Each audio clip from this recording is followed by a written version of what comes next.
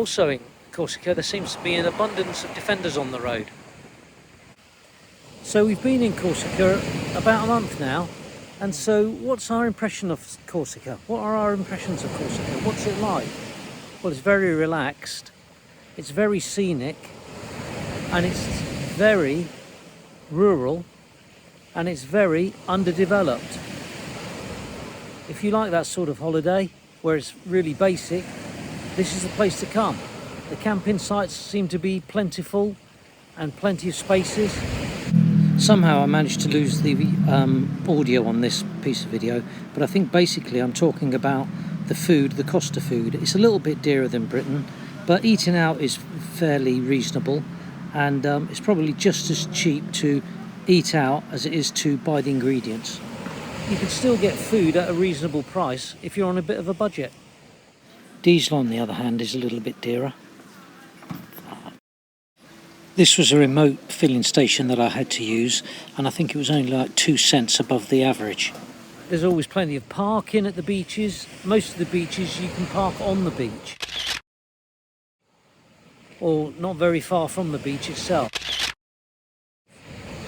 And very few places actually charge for parking, unless you're in a bit of a town. We visited Porto Vecchio and we visited Bonifacio, and they're all great value for money.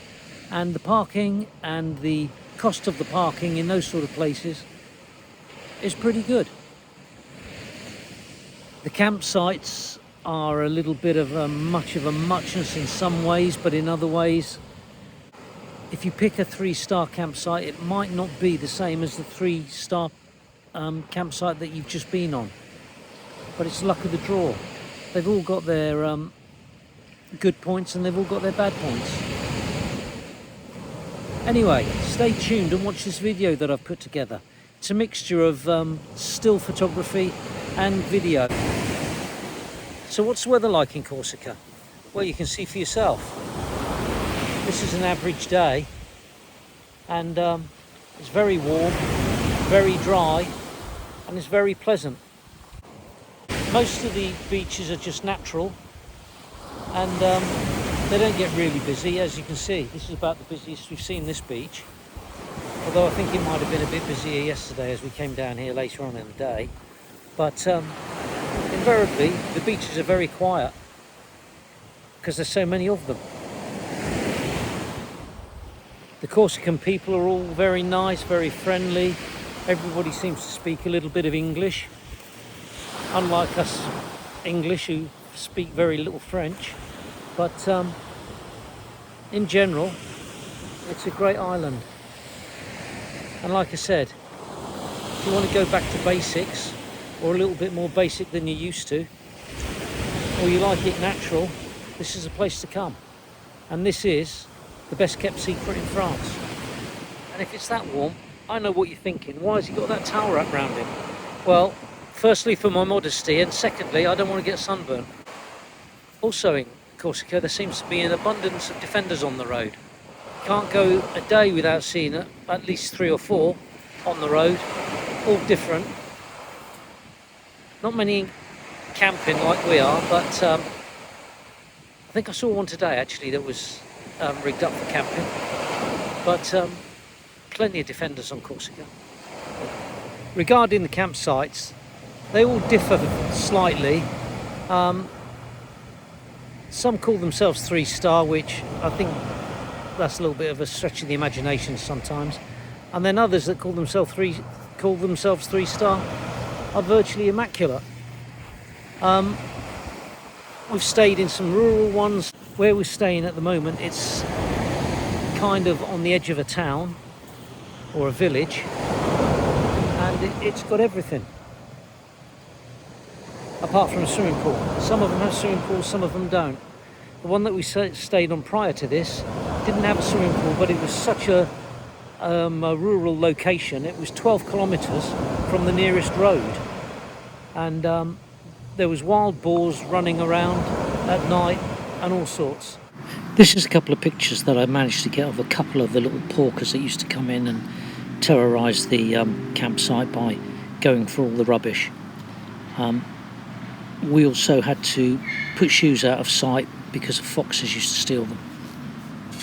The one prior to that, that was pretty basic. This place was basic. This was the water supply.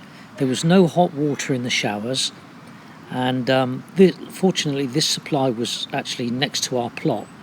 This will give you an indication of the state of the place. This was the cleaner's cupboard who used to clean the toilets. The majority of the toilets were squat toilets like this, and it also had one of these. Nevertheless, we both enjoyed our stay. All this scenery behind me is typical Corsica. It's all mountains in the middle and beaches around the edge. And normally there's not a cloud in the sky, but as you can see behind me there are a few clouds, but they won't be here long and we won't get any rain. My wife loves it. It's virtually untouched. And I think that's the way the Corsican people want it kept. As I said, it's such a relaxed atmosphere here. Not too many rules and regulations. All the campsites have very limited internet access, but we don't need that. We've got our own. We managed to get a Starlink, and as you see in the last video or a couple of videos ago, we affectionately call it Elon. So we're able to watch the football because we've got a VPN. How that works I don't know, but we've got one, and we manage to watch the football when we need to and access the internet when we need to. Regarding our setup with the Land Rover, we've changed it a little bit, tweaked it a little bit.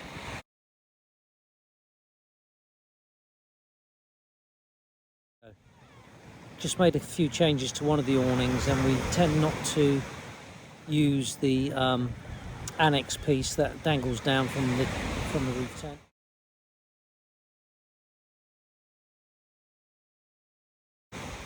We try not to use that too much, but other than that it's just pretty basic.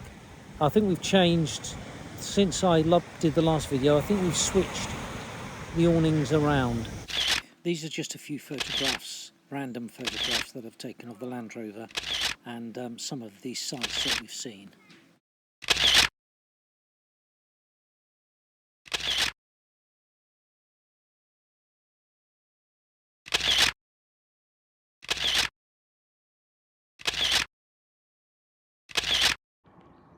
I know that it's probably a waste of time showing these landscape shots, but just to put everything into perspective, on the next little bit of video you'll see my Defender taking the road in the Clanchers, and perhaps this puts it more in perspective and gives more of an idea of the scale of the place. I mean, my Land Rover looks tiny.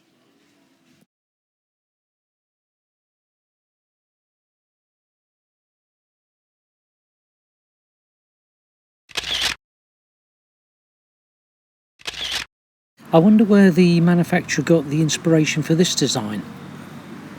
They do say imitation is the sincerest form of flattery. This is a few shots of Bonifacio. This particular campsite was very quiet towards the last days we were there. This one, incidentally, is where the pigs used to run riot. You can see for yourself how quiet this campsite is, and this is supposed to be the beginning of the peak season.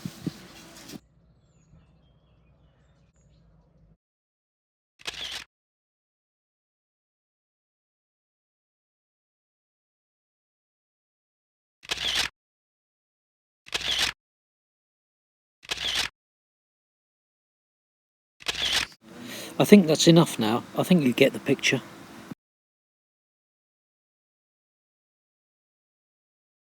Thank you for watching, and if you're remotely interested in this type of content, you might want to check out my other channel, Life Above Wheels. Thank you.